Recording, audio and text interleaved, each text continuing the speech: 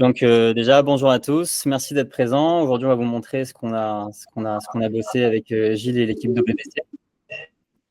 Donc entre notre CRM Gestion Diag, qui est notre solution pour gérer votre clientèle et gérer votre cabinet de diagnostic immobilier, avec le logiciel métier de BBC Développement, histoire de créer vraiment quelque chose de simple, un outil tout en un, qu'on va vous présenter. Donc, moi, c'est Noam Zakdoun. Donc, je suis le cofondateur de Gestion Diag, Gilles de OBBC. Je vais commencer par me présenter l'entreprise. On va revenir là-dessus. Évidemment, il y a une offre pour tous les clients OBBC qui veulent être clients Gestion Diag avec 3 mois offerts. Et tous les clients de Gestion Diag à qui j'invite chaleureusement de rejoindre OBBC avec 3 mois gratuits chez OBBC. On va y revenir tout à l'heure. Déborah et Laura vont vous mettre les liens également de l'offre directement dans le chat. Si jamais vous ne le trouvez pas ou il y a un souci, vous n'hésitez pas à vous nous contacter. Je commence par me présenter la société Gestion Diag, ensuite ce sera Gilles. Et avant de présenter la société, je vais bien sûr me présenter moi. Donc je m'appelle Noam Zakdoun. J'ai 31 ans le 13 juin bientôt. Je compte sur vous pour me le souhaiter le moment venu. J'ai créé une société de diagnostic immobilier en 2016 avec mon cousin et mon associé. Donc déjà une entreprise familiale. Donc en 2016 sur Paris. Ça se passait très bien. En fait, moi, je m'occupais de la partie administrative. Clairement, j'étais la secrétaire. Je m'occupais des réclamations, du SAV, de la comptabilité, vraiment toute la partie administrative, relecture des dossiers, etc. Mon associé, lui, toute la partie commerciale, prise de rendez-vous, gestion des problématiques terrain. Et il y a un jour où le téléphone a sonné et on était angoissé parce qu'on n'avait plus de dispo. On s'est dit, mais c'est pas normal. C'est pas normal d'avoir peur de prendre un rendez-vous. Parce que je vous apprends rien, mais un client, ça prend du temps. Il faut bien s'en occuper, et surtout dans notre métier, c'est pas comme vendre une formation en ligne ou acheter une machine à laver. Si on se plante, ça peut coûter très cher à l'entreprise. Et on s'est dit, il faut qu'on trouve une solution. Donc, certes, recruter du personnel, ça aide, mais lorsque le personnel n'est pas là, on se retrouve à bosser le soir, les week-ends, et c'est pas une hygiène de vie rêvée en tout cas. On a regardé ce qui se faisait sur le marché comme solution, on n'a pas trouvé chaussure à notre pied, on n'était pas pleinement satisfait. On s'est donc un peu mouillé, on a créé notre propre solution. On a eu la chance de le faire juste après le Covid, donc pendant l'explosion immobilière. On a eu une très belle croissance et sans ce logiciel, je pense qu'on aura peut-être même changé de métier carrément. Et en avril 2022, on a décidé de mutualiser la solution et de permettre à tous les cabinets de pouvoir l'utiliser. Aujourd'hui, on a une 60aine de clients, que ce soit des indépendants, des cabinets, des multi-cabinets. Et on vous remercie tous les jours parce que grâce à vous, on a une vision d'ensemble qui s'élargit, qui s'ouvre. Et on essaye de traiter nos clients de la même manière qu'on les traitait dans le diagnostic immobilier. Moi, j'ai quitté la partie opérationnelle, ça fait presque 1 an maintenant. Donc, on a des groupes WhatsApp avec tous nos clients sur lesquels il y a moi, mon associé, 2 développeurs et également l'assistante de direction Déborah, qui, je fais coucou, qui est sur le Meet. Écoutez, j'espère... Ah, t'es là? Super. J'espère qu'il y en aura bientôt qui pourront également nous rejoindre. C'est tout pour moi pour l'instant. Je donne la parole à Gilles pour se présenter et ensuite on fera une démonstration concrète d'une prise de rendez-vous sur Gestion Diag avec la passerelle, la mission, comment est-ce qu'elle se réalise sur le logiciel et ensuite l'envoi du rapport.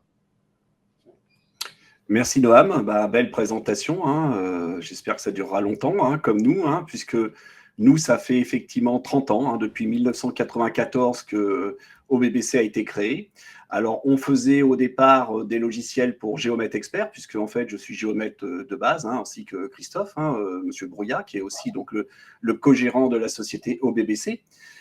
Et à partir des années 1997, on a créé, donc, quand la Carrez est apparue, on a créé donc, le logiciel qui s'appelait WinCarrez, donc très connu pour les anciens, entre parenthèses. Logiciel qu'on n'a pas abandonné, mais qu'on a fait un suivi avec WinDiagnostic en 2015. Voilà. Donc moi, je suis Gilles Garrier, donc le directeur de chez OBBC Développement. OBBC produit des logiciels pour diagnostiqueurs immobiliers, bureaux d'études, architectes, ainsi que pour Géomètre Expert, notre base. Les logiciels donc, sont spécialement conçus pour répondre aux besoins exigeants des professionnels de l'immobilier actuel. Notre logiciel vous assiste dans toutes les phases de notre activité, jusqu'à la livraison finale.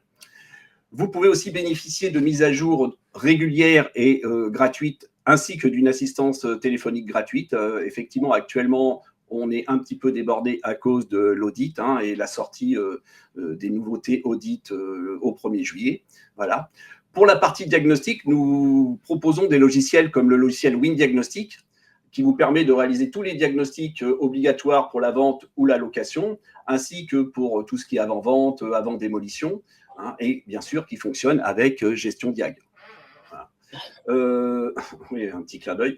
Nos logiciels intègrent toujours aussi un module de schéma ou de plan.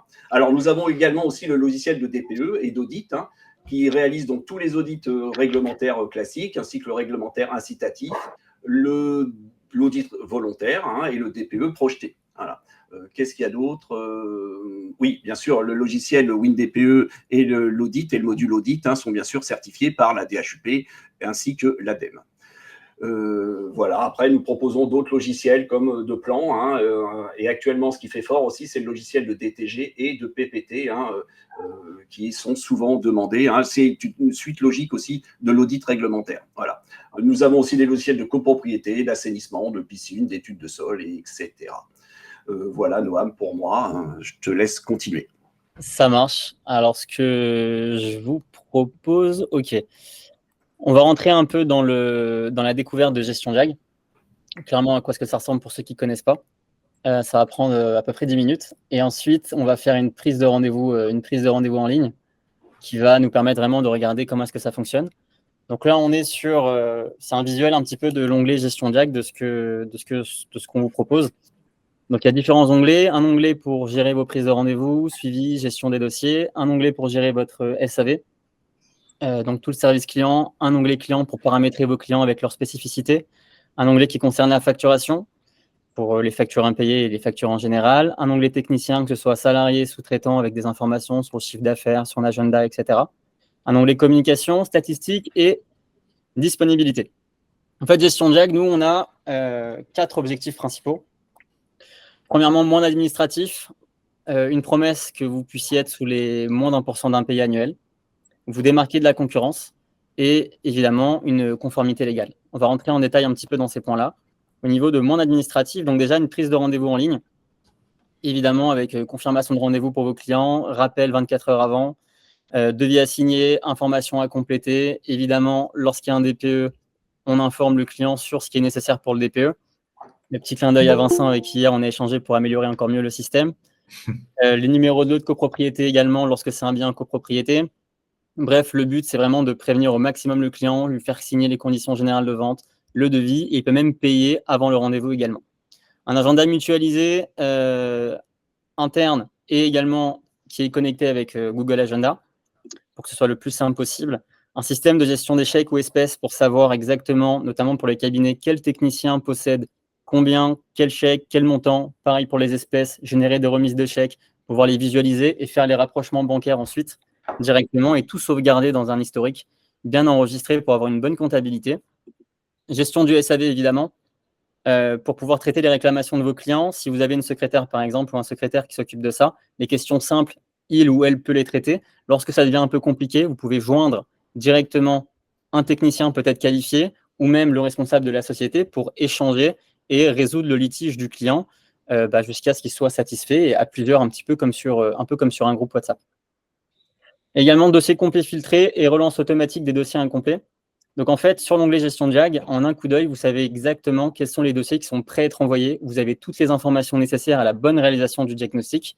Vous pouvez aussi savoir quels sont les dossiers incomplets qui sont relancés de manière automatique et les suivis non remplis. Donc, en fait, le suivi non rempli, ça, c'est uniquement vous, ce que vous n'avez pas rempli comme information, ce que vous n'avez pas statué comme information sur votre rendez-vous, pour que le logiciel puisse savoir ce qui se passe.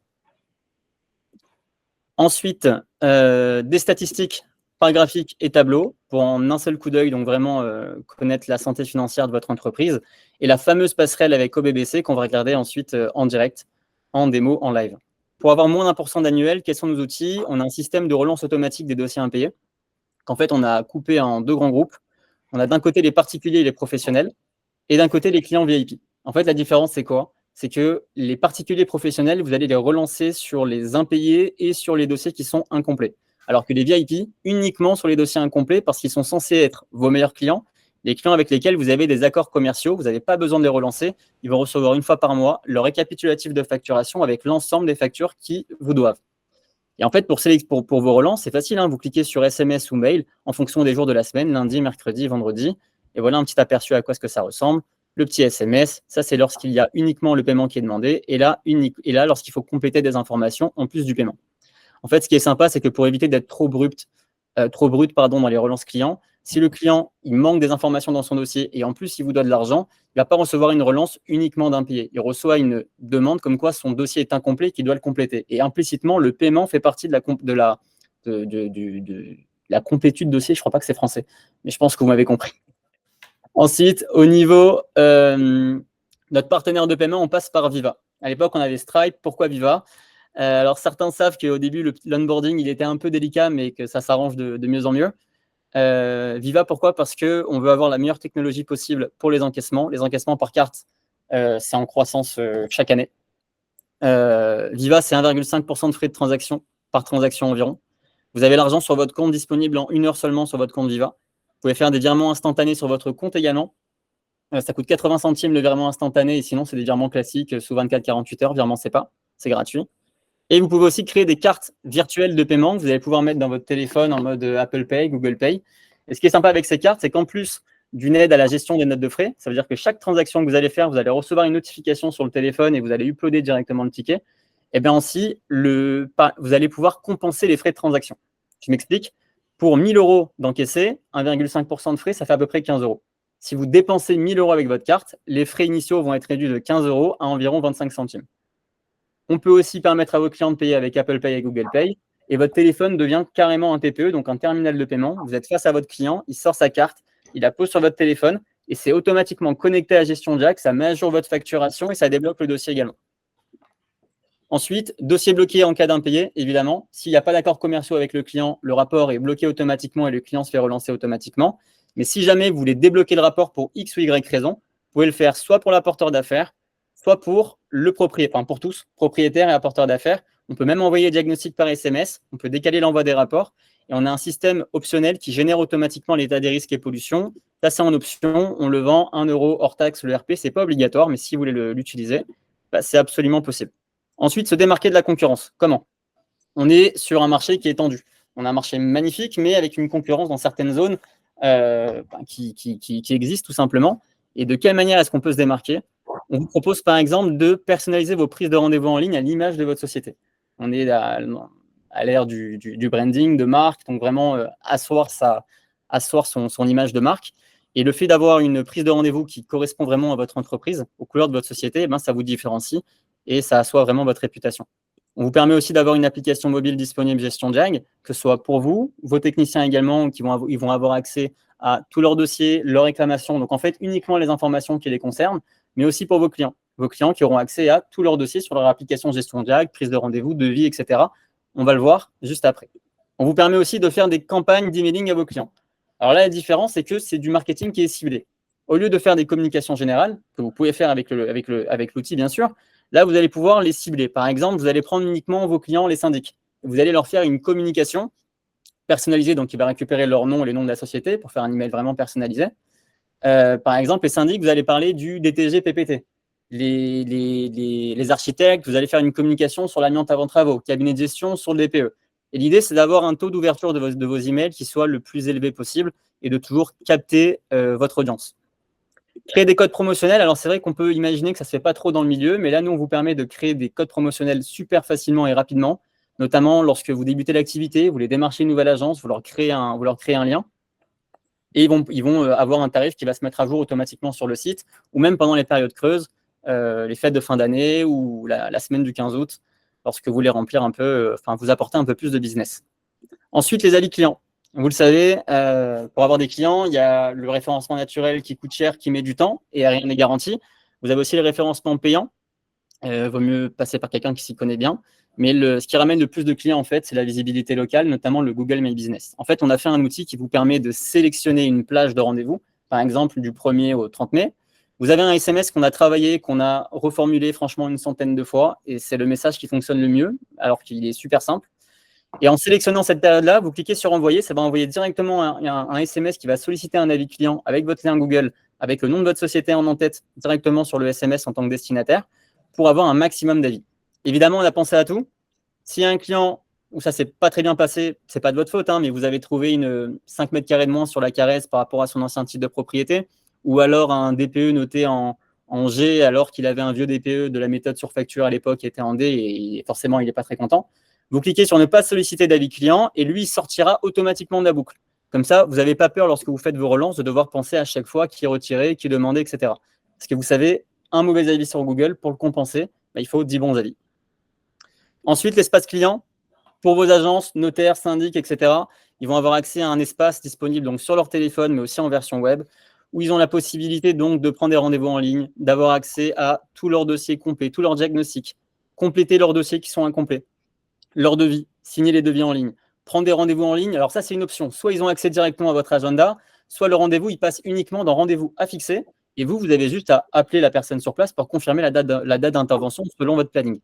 Ils peuvent aussi récupérer leurs factures, prendre rendez-vous, et même vous acheter directement des ERP pour avoir un complément de revenu. Vous fixez le prix que vous voulez, et ça fonctionne automatiquement.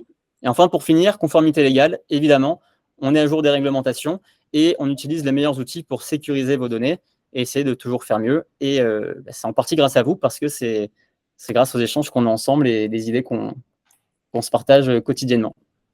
Voilà, j'espère que j'étais assez concis. N'hésitez pas, si vous avez des questions, vous pouvez toujours me rappeler, les poser dans le chat, ou quand vous voulez, en fait. On fait une petite démo, Gilles? Qu'est-ce que tu en penses? Ok, pas de souci. Vas-y, commence. Allez, ça marche. Donc, je me remets dans la peau de la secrétaire. J'étais à l'époque.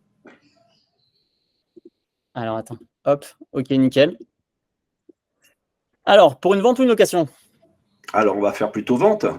Allez, ça marche. Le code postal du bien, s'il te plaît. Alors, 7800, hein, enfin, voilà. Ça marche. Et l'adresse? Alors, 8 rue de la Paroisse, par exemple. Hier, en démo, on était au 5.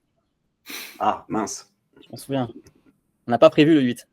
Alors, c'est pourquoi un appartement ou une maison? C'était un appartement, en fait, oui. Ok, ça marche. L'année de construction, à peu près? Alors, c'est avant le 49. Très bien. Et la superficie du bien, approximativement? C'était à peu près 50 mètres carrés. Super. Est-ce qu'il y a du gaz dans l'appartement? Non, il n'y a pas de gaz. Très bien. Est-ce qu'il y a des annexes? Cave, garage, sous-sol? Non plus, il n'y avait pas. D'accord. Alors, là, on a la liste des diagnostics obligatoires qui s'affiche, avec le tarif qui se met à jour automatiquement selon la grille tarifaire. C'est un compte de démo, hein. Ne me dites pas c'est pas assez cher, c'est trop cher, c'est pas cher. Et la liste des diagnostics non obligatoires, uniquement disponible du côté admin, pas du côté client, qui vous permet d'ajouter tout ce que vous voulez, DPE projeté, empoussièrement, croquis coté, etc. On peut appliquer une remise manuellement en pourcentage, soit en fonction de l'apporteur d'affaires. Donc, par exemple, moi, je m'étais renseigné en tant qu'agence, donc je vais mettre juste mon nom. Mince, hop. Donc, j'ai Noam qui est là. Comme ça, les informations par défaut, elles vont pouvoir se remplir. Voilà, j'applique. Moi, j'ai une remise de 5%, donc le prix se met à jour automatiquement. Vous mettez soit le nom du client, soit son prénom, son numéro de téléphone, son mail. Ça va le récupérer automatiquement. On va mettre une intervention pour cet après-midi, par exemple, 15h30. Monsieur, on va l'appeler Nicolas. Numéro de téléphone, je mets un truc au hasard. Un email, je vais mettre un email au hasard aussi. Hop, l'apporteur d'affaires, il s'est mis automatiquement. Facturation au nom du propriétaire, autre apporteur d'affaires, on va mettre propriétaire. Est-ce que le client prévoit de payer sur place? Pourquoi pas. Qui recevra le technicien? L'apporteur d'affaires. Conditions d'accès, le numéro de lot parce qu'on est sur un bien en copropriété, donc la question, on commence déjà à la poser. On peut aussi statuer, est-ce que c'est un chauffage collectif ou non? Les statistiques sur comment est-ce que le client nous a connus. Ajouter un commentaire client ou un commentaire interne, comme je fais tout le temps en démo pour ceux qui connaissent. Ne pas donner la note du DPE au locataire sur place. Là, il n'y a que vous qui pouvez voir cette information-là ou votre technicien.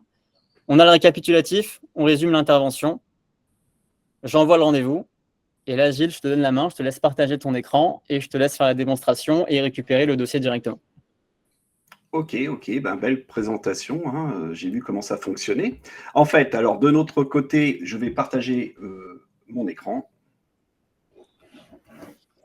Voilà, hop.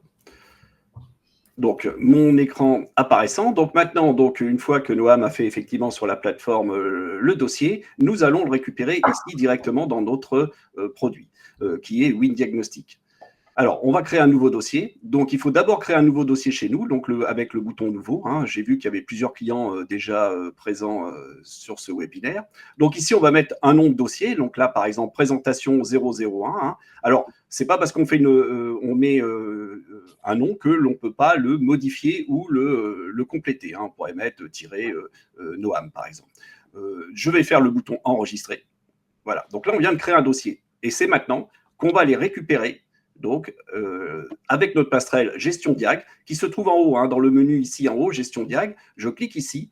Automatiquement, il y a un nom de technicien qui se met là. On peut le changer, hein, c'est-à-dire que chaque technicien aura droit à sa passerelle, hein. Donc, chaque technicien peut voir ses propres dossiers. Donc là, je vais prendre Gilles au BBC. Alors bon, nous, on a mis notre email hein, ici perso avec un mot de passe. Donc là, il y aura un mot de passe à mettre et vous faites se connecter. À ce moment-là, automatiquement apparaît donc tous les dossiers faits sur la plateforme Gestion Diag pour ce technicien. Donc là, je vois apparaître là 8 rue de la Paroisse. Hein, tout à l'heure, effectivement, hier, on avait pris pour la démo 5 rue de la Paroisse. On va donc prendre le 8 rue de la Paroisse. Vous avez la date de création ainsi que tous les éléments le concernant. Vous avez même le statut. Hein, vous voyez, vous pouvez même savoir s'ils sont payés ou en attente ou diagnostic effectué. Donc là, il est en attente. Il suffit donc de cliquer dessus. Apparaît donc tout en bas, récupérer, un bouton, hein, récupérer les données administratives du dossier. Si je clique ici, voilà.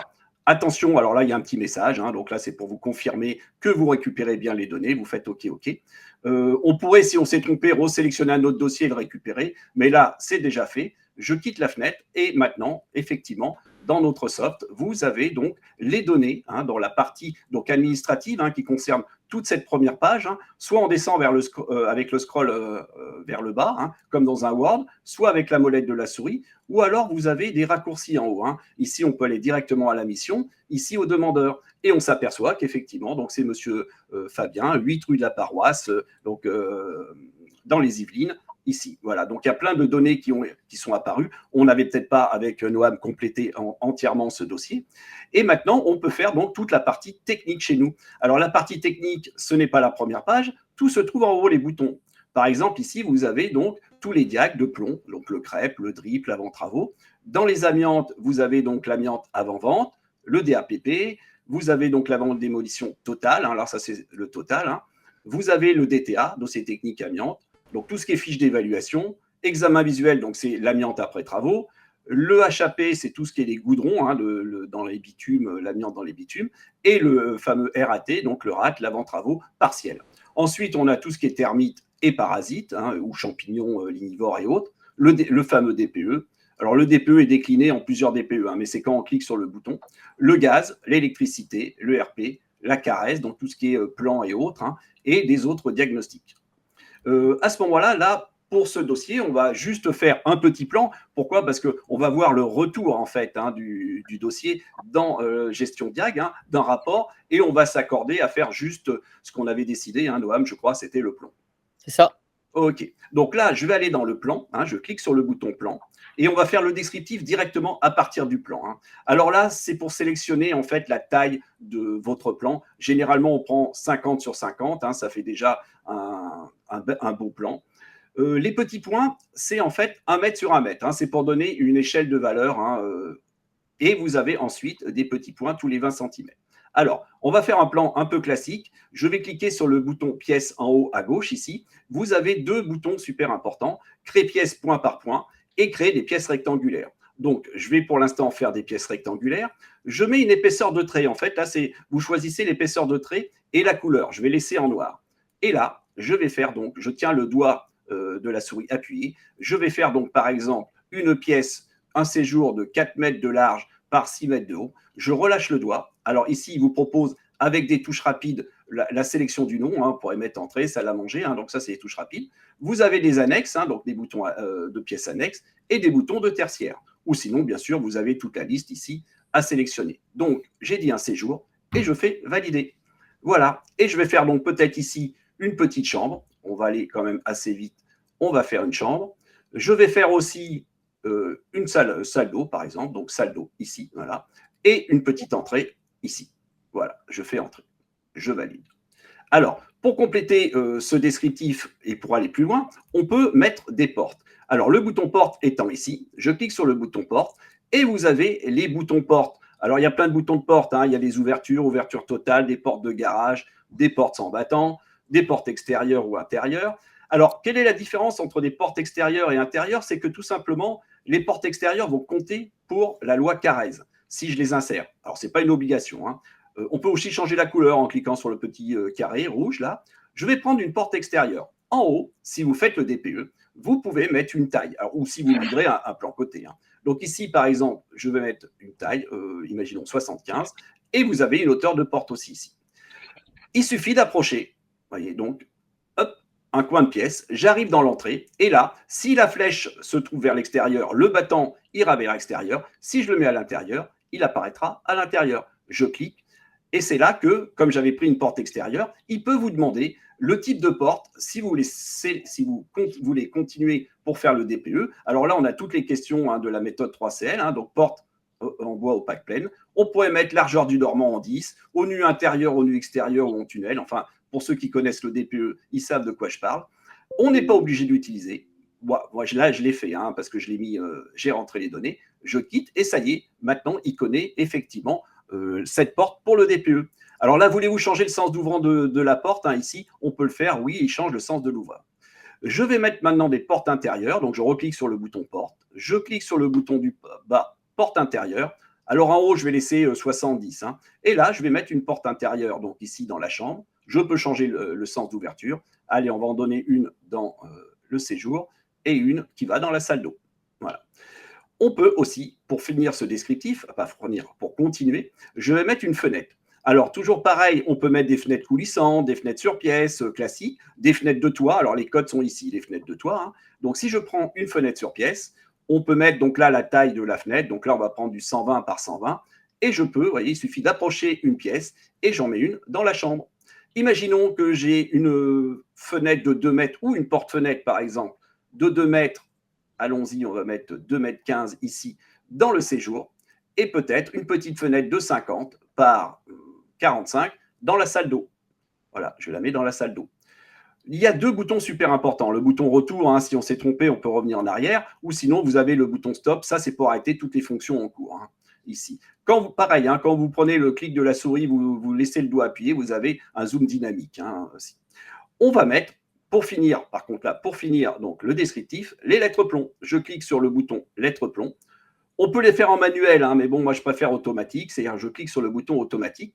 Quand je suis dans une pièce, par exemple la chambre, vous voyez, hop, il me demande avec la petite pastille verte où se trouve la lettre A. Alors là où il y a la porte, hein, par rapport à la norme, je clique ici et vous voyez, ça met A, B, C, D. Si je vais dans le séjour, maintenant j'ai ma souris bien dans le séjour, hein, je clique là où il y a la porte, A, B, C, D. Et ainsi de suite sur chaque pièce. Alors généralement dans l'entrée, on prend plutôt la porte d'entrée pour faire le A. Voilà. Le bouton stop pour arrêter ma fonction. Alors, pour du visuel, on peut faire aussi peut-être un petit mur extérieur. C'est le premier bouton ici en haut, un trait mur extérieur, où on va mettre donc une épaisseur de trait, par exemple, de 10, et on peut changer la couleur. Là, je vais cliquer donc dans contour, hein, sur la petite image en noir, et je vais peut-être mettre du gris, allez, du gris classique. Je fais OK. Et à ce moment-là, je vais faire tout simplement le tour du bien. Alors, soit je reviens de l'origine d'où je suis parti, soit je fais terminer pièce. Voilà. Et maintenant, on a fait donc un petit plan. Voilà pourquoi j'avais pris une taille de 4, hein, pour les épaisseurs de mur, parce qu'on a l'impression que ça fait des petites cloisons. Pour le descriptif, hein, pour faire notre plomb, hein, je vais cliquer sur le bouton descriptif. Si je clique dans une pièce, automatiquement, il me donne le descriptif de la pièce. Et si je peux décliner, par exemple, ici, vous voyez, fenêtre, on s'aperçoit qu'on a pris aussi les fenêtres extérieures et les bâtis. Si vous voulez prendre les embrasures ou autres, hein, il suffit donc de resélectionner. Alors, soit vous pouvez le prendre ici, hein, directement, le substrat, bon, on ne va pas mettre du crépi, hein, on va mettre plutôt du ciment, par exemple, et on peut mettre le revêtement. Alors, soit on peut le faire, par exemple, ici, alors là, je vais mettre peinture, soit on peut, si on le souhaite, directement le mettre avec les petits boutons sur le côté. Vous voyez, en haut, il y a marqué sol. On n'a pas mis de substrat parce qu'on ne connaissait peut-être pas, hein. J'ai mis sol. Je pourrais mettre ici un substrat de ciment et un revêtement. Alors là, on avait mis carrelage, hein, mais on peut changer, hein, voilà. Mais bon, là, je vais mettre carrelage et je fais le bouton ajouter. Et vous apercevez qu'au sol, il a mis ciment, carrelage. Et on peut faire le descriptif comme ceci de partout. Si je clique dans le séjour, il me redonne automatiquement le descriptif. Il a trouvé automatiquement les fenêtres, les portes et ainsi de suite. On pourrait même récupérer le descriptif d'une autre pièce qu'on a déjà faite, par exemple la chambre ici, pour la remettre automatiquement dans cette pièce. Alors je quitte. Voilà, donc là, je peux faire le descriptif de tout. En fait, je vais juste dedans. Là, je ne vais pas tout changer. Je quitte. Voilà, on a fait le descriptif effectivement de ce petit appartement, 8 rue de la Paroisse. Je peux donc valider maintenant ce descriptif et ce plan, je le valide ici, dans tous les diags que je souhaite. Alors, comme on a dit qu'on faisait que le plomb, je vais prendre donc ici le plan, constat des risques d'exposition au plomb. On peut effectivement ignorer les planchers et les sols. Il y a certains diagnostiqueurs qui ne veulent pas mettre les sols et les planchers dans le plomb. Et on peut aussi, si on le souhaite, mettre des mesures aléatoires, inférieures au seuil, bien sûr. Vous pouvez le mettre dans toutes les amiantes, les parasites, la carèse, le DPE, c'est ce que je vous disais, on peut faire un DPE à partir du plan, et le gaz. Alors là, on va faire que le plomb pour cet exemple, et je fais le bouton valider. Voilà, donc là, ça me valide juste dans le plomb. Je peux quitter. Voulez-vous enregistrer le plan? Je fais oui. Et on va aller voir ce que ça donne dans la partie plomb. Il met des petits pouces levés chez nous pour dire « Ok, vous avez fait le plan » et « Ok, vous avez fait aussi le descriptif ». À chaque fois que vous faites quelque chose, ça peut mettre les parties des numéros avec un petit pouce. Je vais aller dans le plomb. Donc, dans le plomb, on a dit qu'on avait fait le crêpe. Et si je vais dans le crêpe, on s'aperçoit ici que, par exemple, si on va dans le tableau de mesure, tout a été effectué automatiquement ici. Alors, on aurait pu mettre des valeurs positives, j'ai oublié de vous le faire voir, directement dans le descriptif, mais on peut le mettre aussi ici. Imaginons que dans le mur, par exemple, c'est que du papier peint, mais bon, c'est pas grave. On va le faire sur une porte, fenêtre bâtie, porte, vous voyez ici, bois, peinture. On pourrait mettre directement la dégradation. Alors, on peut mettre la mesure, par exemple 23,4, et dire que c'est écaillé. Je fais le bouton valider et automatiquement, il met écaillage 23 avec une dégradation que l'on peut changer, parce que écaillage, c'est dégradation par défaut dans la norme, mais si vous voulez le changer, vous pouvez mettre état d'usage. Voilà, je quitte. Et maintenant, donc, on va imprimer ce rapport pour voir comment on le renvoie sur la plateforme gestion diag. Je fais le bouton imprimer. Ici, vous sélectionnez ce que vous souhaitez, donc carèse, tous les diagnostics que vous voulez. Je fais donc, par exemple, constat des risques d'exposition au plomb. Je pourrais choisir plein d'autres choses. Là, on va s'arrêter à celui-ci. Et je fais le bouton Word ou PDF. Donc ici, par exemple, je pourrais faire le bouton Word. Donc là, il va me sortir.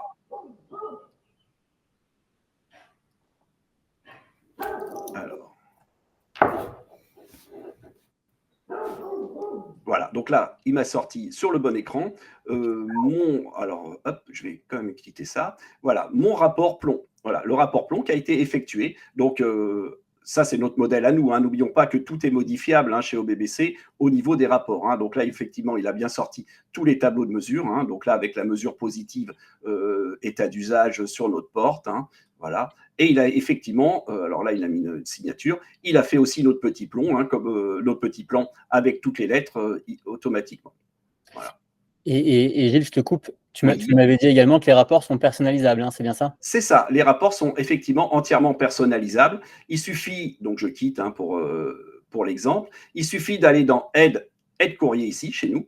Vous avez donc tous les rapports qui sortent ici. Alors, vous avez soit les documents principaux, c'est-à-dire tout ce qui est vente et location, ou alors tous les documents. Il y en a 250, ce qui fait peut-être un peu beaucoup, mais il y en a plein qu'on ne se sert pas énormément. Mais sinon, vous avez donc tous les documents principaux ici. Il suffit donc de cliquer sur « Modifier en tête et pied de page ». Avec ces boutons-là, on peut même changer la couleur automatique de tous les diagnostics. Si je sélectionne les carèses et que je veux du vert, je pourrais faire valider la couleur et automatiquement, ça mettrait du vert dans la carèse et la boutin. Tous les titres seraient changés automatiquement. Voilà, on peut le faire au fait en automatique aussi. Ouais, super ça. Voilà. À ce moment-là, on peut donc renvoyer notre rapport dans Gestion Diag. Toujours la même chose, on clique en haut dans le menu Gestion Diag ici. On peut choisir le technicien. Bon, là, il a repris le technicien qu'on avait mis au début. Il reste logique, mais on pourrait changer le technicien, pourquoi pas. Ou peut-être un secrétariat aussi. Et je fais se connecter.